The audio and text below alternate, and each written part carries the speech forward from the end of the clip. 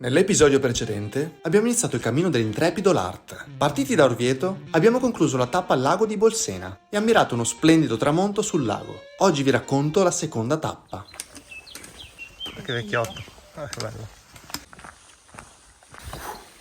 Giorno 2 del cammino dell'intrepido L'Art, abbiamo iniziato la seconda tappa e siamo partiti da Bolsena e adesso ci dirigeremo verso la città di Civita di Bagnoregio. La tappa sarà lunga circa 18 km e la nottata è stata passabile, abbiamo dormito quelle 4-5 ore per riposare senza nessun problema, poi c'erano anche docce e bagni, quindi abbastanza fornito. Abbiamo speso 20 euro a testa per il posto notte nella camerata dalle suore e ora ci aspetterà un altro tipo di alloggio questa sera. Ora siamo proprio su un sentiero strettissimo, dopo un breve tratto dove non c'era segnaletica, il segnale è tornato, quindi stiamo facendo sentiero giusto, che è una grandissima cosa. Abbiamo il lago di Bolsena alla nostra destra, spettacolare, e questo sentiero è tutto in mezzo alla natura, il primo tratto, e adesso lo scopriremo man mano che cammineremo. È un sentiero bello stretto, anche un po' meno curato rispetto a quelli che abbiamo fatto ieri. Siamo proprio in mezzo alla natura più selvaggia.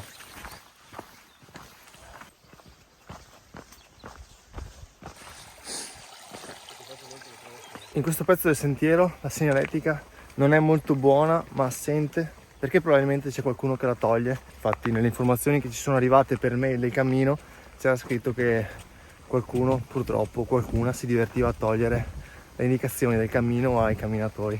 Quindi ci stiamo orientando un po' con Maps e GPS. Siamo ripassati la strada bianca, che anche questa tappa sarà il 70% di tutto il percorso. Siamo nel parco di Turona, uno dei parchi naturalistici più famosi di tutta la provincia di Viterbo. Questo è un posto veramente molto bello perché sei sempre completamente nella natura. In più hai una bella zona picnic con parecchi tavoli e panchine dove fermarti, riposarti, pranzare.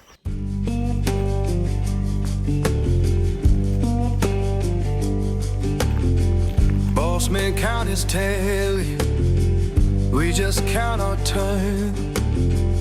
Fair don't come easy, you had to stand and fight for. In lontananza c'è ancora il lago, ora le energie stanno calando un po', anche le riserve di acqua, quindi abbiamo saputo che da dei ragazzi ci sarà un ristoro molto vicino dove rifocillarci, acqua e fare una bella merendona, visto che sono anche le 10 del mattino.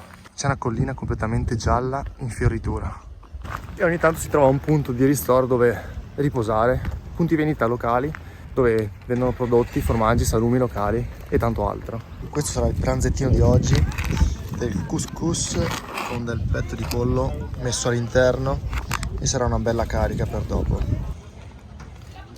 Abbiamo mangiato couscous con pollo, dopodiché mandorle, dello zenzero zuccherato per dare proprio una botta energetica totale, un po' di caffettino solubile e adesso siamo pronti per ripartire. Ci troviamo quasi a metà tappa, mancherà circa un'oretta e mezza, 2 ore all'arrivo. Come va il piede dopo la vescica di ieri? Ancora tanto male, sto stringendo i denti ma fa veramente male ancora, ragazzi. Però dai, cerchiamo di non mollare.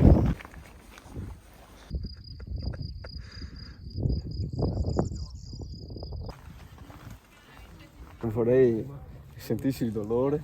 Questo pezzo siamo passati proprio in una corte di una casa. Manca 1,5 chilometri all'arrivo di Bagnoregio, ce l'abbiamo quasi fatta nonostante tutte le difficoltà per il dito, per motivi fisici di Stefano, e quindi ce la stiamo facendo, ma soprattutto ce la sta facendo anche Stefano. Abbiamo varcato il comune di Bagnoregio e il termine della tappa sarà a Civita di Bagnoregio, il paese antico. Eccovi, Civita di Bagnoregio. Veramente molto particolare, pazzesco. Il paese sta morendo pian piano tramite l'erosione. In direzione verso il ponte è l'unico accesso per Civita di Bagnoregio.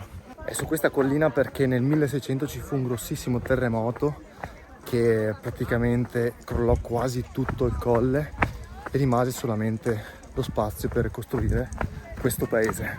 Ed è veramente molto iconico e particolare, cioè pazzesco. Questo ponte fu costruito negli anni 60 ed è l'unico collegamento con Civita di Bagnoregio. E queste conformazioni rocciose molto strane attorno al colle sono i calanchi, caratteristici perché sono fatti di sabbia, vegetazione.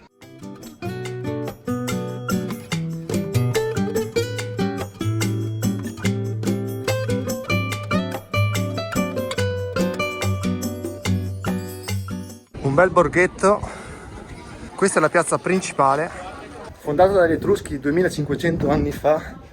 Oggi ci abitano veramente pochissimi abitanti e anche set cinematografico di parecchi film per le sue caratteristiche uniche e rare. Neanche a dirlo, è straturistica, ci sono tantissimi bar, ristoranti, vendita di souvenir, ovviamente ne hanno approfittato con il turismo per incrementare anche dal punto di vista economico le entrate, perché merita, in effetti merita una visita molto molto bella. Finalmente siamo arrivati al B&B, però la giornata non è ancora finita, dobbiamo procurarci del cibo, riposarci. Questo invece sarà il nostro alloggio qui a Bagnoregio, con colazione inclusa, B&B.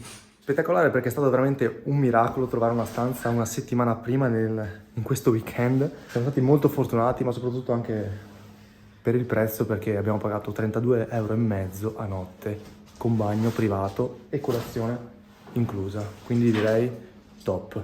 Siamo rientrati definitivamente nel nostro B&B e la tappa di oggi, la seconda tappa da Bolsena a Civita di Bagnoregio, è stata veramente molto bella, di più rispetto alla prima perché è molto più naturalistica, in mezzo alle colline, ai campi, nei sentieri, è stata veramente top. Abbiamo fatto 19,5 km, 300-400 metri di dislivello totali e Civita di Bagnoregio è stata veramente una perla e non ci aspettavamo fosse così bella. Ora siamo abbastanza distrutti, come potete vedere, ci facciamo una bella cenetta con un panino con la porchetta laziale e ci vediamo direttamente domani mattina con la terza e ultima tappa di questo bellissimo cammino.